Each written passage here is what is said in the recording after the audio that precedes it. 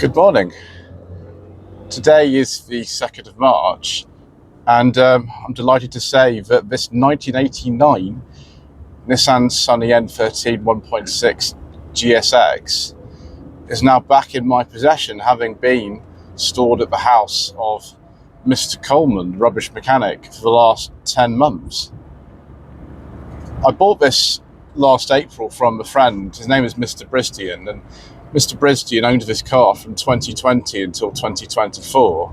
Unfortunately, towards the latter half of his ownership, there was a problem with the engine discovered, and he had it in a garage for about 9 months while they tried to find the problem, but they took a long time to diagnose it, and they actually incorrectly diagnosed it. So I bought it off him. I can't even remember why he had it up for sale. I think it was just because he got fed up with it or something. But I had it transported up to Mr. Coleman, and we found that the engine actually was running on 3 cylinders. There was a terrible, terrible knocking noise, and it was the big end, which had gone. So obviously it's not the best, really. Your engine kind of really should have a functioning big end. And in the middle of last year, we managed to find an engine for this car. It's a very late, what's called an E-Series engine in this. It's not the same as the old British E-Series engine. This is the Nissan E-Series. It was used mainly in cars like the Sunny and the Cherry from about 1981 to about 1989. It survived in some other countries a bit later, but it's overhead cam engine. It's not the most powerful engine. Other N13 Sunnies or Pulsars in some parts of the world use different 1.6 engines, such as the CA16 and the GA16 engines. But this is sort of the E16S. It's about 83 horsepower. So one night, a few weeks ago, Mr. Coleman and a couple of friends of his actually put the new engine, which was come from a donor car, into this one. And it took them about 4 hours, I think, just 3 of them working together, which was very kind of them. And now this car's had a full service. It's got a new MOT. There are some issues with it, which we'll sort of go on to a little bit later. But what we're going to do now is we're going to go and speak to Mr. Coleman. He's going to sort of show us around the car, and he will tell us actually what's been done. And then we'll come back and we'll discuss what the plans are with this car, and also what potential problems we might have to address in the future.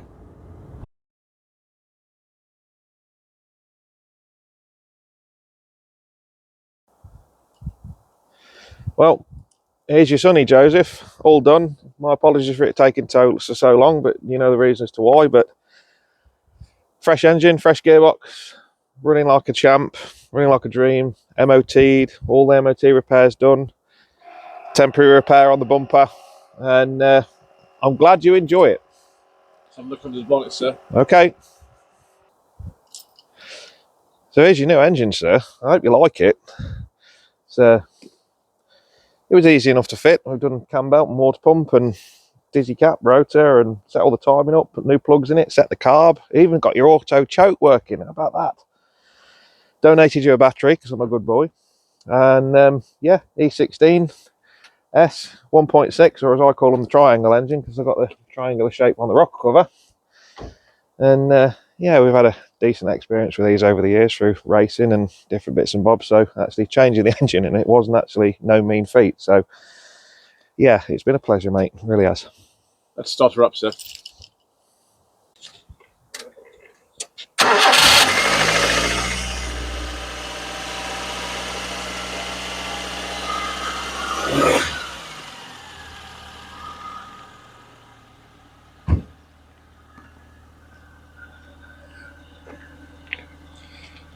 It's running a bit better than it was.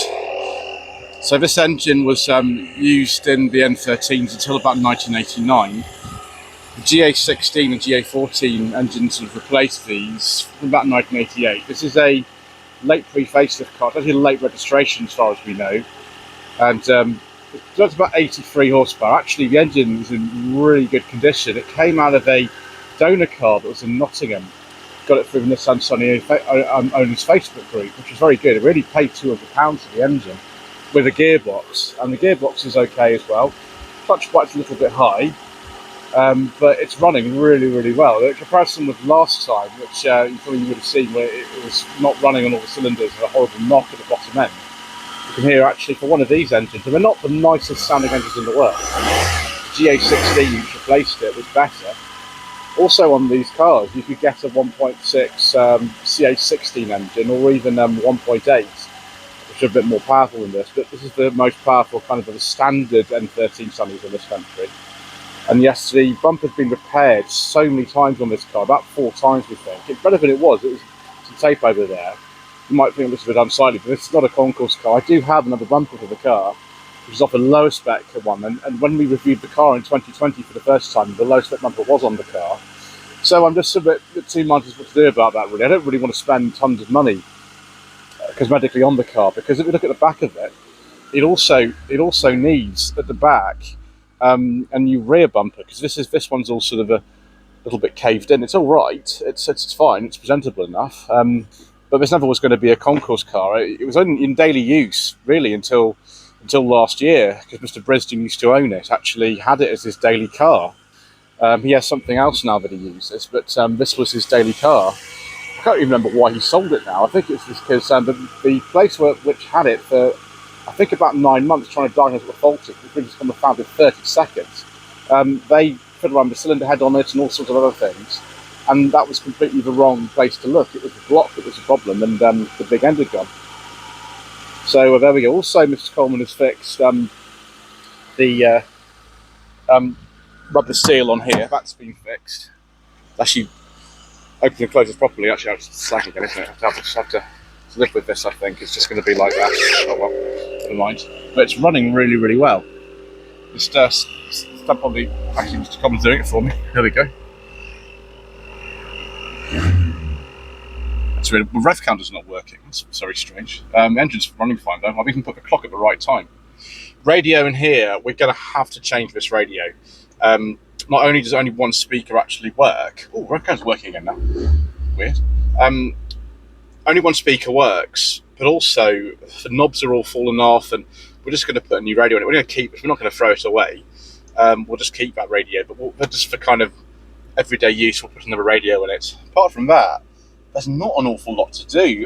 The electric sunroof works, power windows work.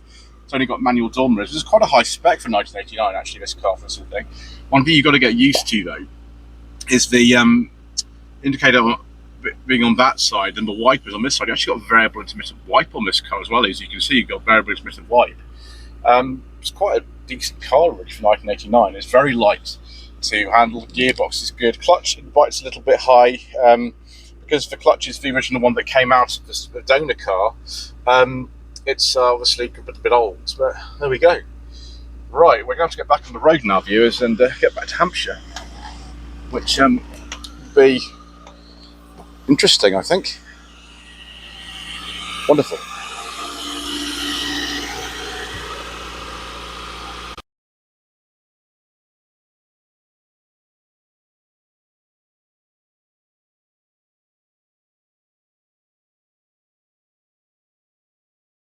Just open that sunroof cover. There we go. So there we go. What a fantastic little car. I was saying to Mr. Coleman last night, we went to fill this up. The fuel tank's really small, though. It's about 40 litres. Why doesn't everyone still drive cars like this? They're not very big. They're relatively economical. They're quite simple. And visibility is fantastic in this. It's really good. Now, it doesn't have all the modern features. You know, obviously it's not as safe as a modern car. It doesn't handle like a modern car. It handles like an old car, which is a bit sort of roly-poly, but it's very, very easy to drive this. It's got a nice slick gearbox.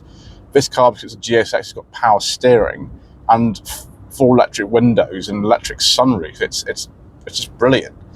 If you were to get somebody into a Nissan showroom in 1989 and compare this with, say, I don't know, a Maestro or a Mark IV Escort, you would find that although the design, even by that stage, was looking a little bit on the dated side, that the ergonomics of it, the equipment in here, and the ease of driving were superb. There's a reason why a lot of people absolutely adored these back in the day, and they're very popular as well with driving schools, the N13 Sunnies.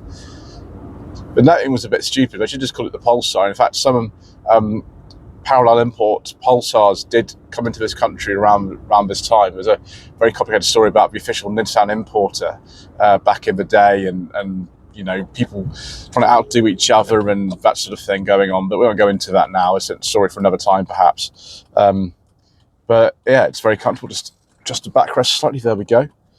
Yeah, it's a nice little small car. This time, this was a typical family car 36 years ago. Now a typical family car is a massive Kia Sportage. Isn't that strange? I like Kia Sportage. I think they're good. I just really like driving this car. I'm so happy that actually after all this time, 10 months, it's back and it's running really well. This engine's only got about 50,000 miles on it, as opposed to 80,000 miles on the last engine. So that's great. I don't know if my lady wife will want to drive this extensively. She's not really into driving the really old stuff, but it's so easy. It's a delight.